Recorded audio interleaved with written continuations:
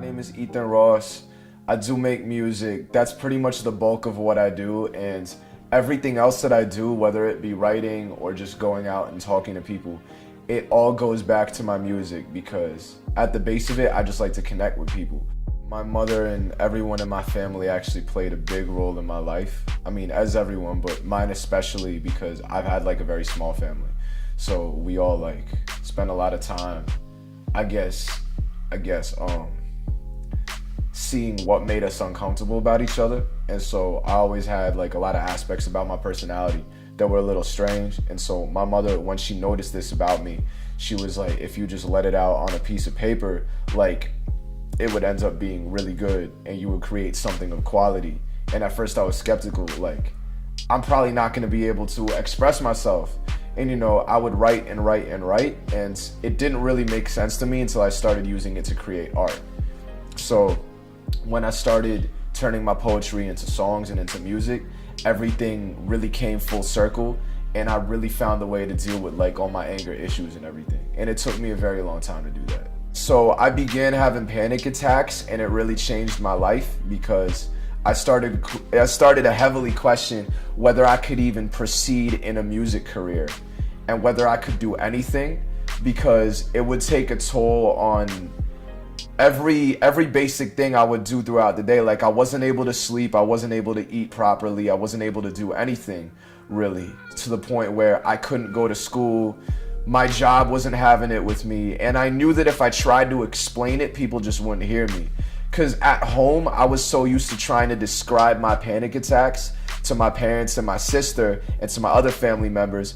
But the problem is that because I'm a first generation American, my family is not from this country, they're from the USSR. You know, back before Ukraine was a country, it's Ukraine now, but you know, Russian was spoken in my household a lot. So they come from a place where these types of problems are not really acknowledged. And I think a lot of people I've spoken to relate to that.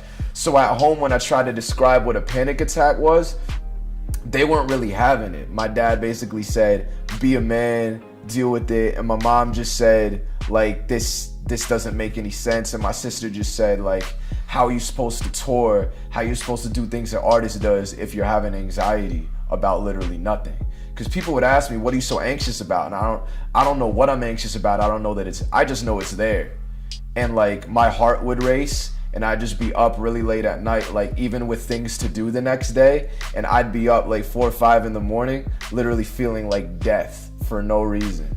And then people around me would question it too. They'd say, how you gonna fulfill your passion and rap and do anything with your life? Because literally like, you can't even walk outside, like you can't even do anything.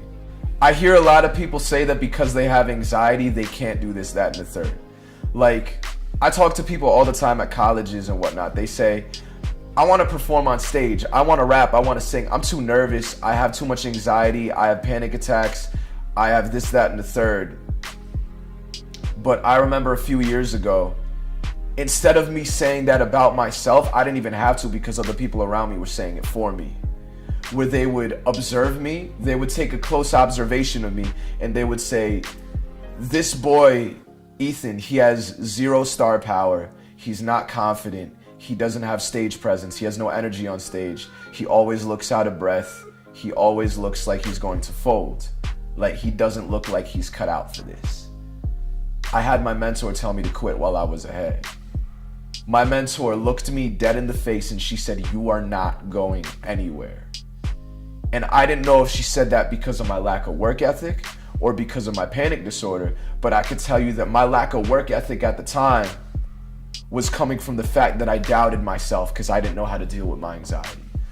When I walk in front of a crowd, when I walk onto the stage, I look into the audience and I just see me. Because I view all of us as the same. I view everyone in the audience. I resonate with them. Even if they don't like me, I see myself in them. And that eliminates a lot of the anxiety because I know everyone in the crowd is going through some shit. They're going through some problems that I have no idea about. So when I perform a song and I'm talking about, you know, it could be a song where I'm talking about how I can't sleep or I'm having family problems, this, that, and the third. There are people in the crowd that's resonating with.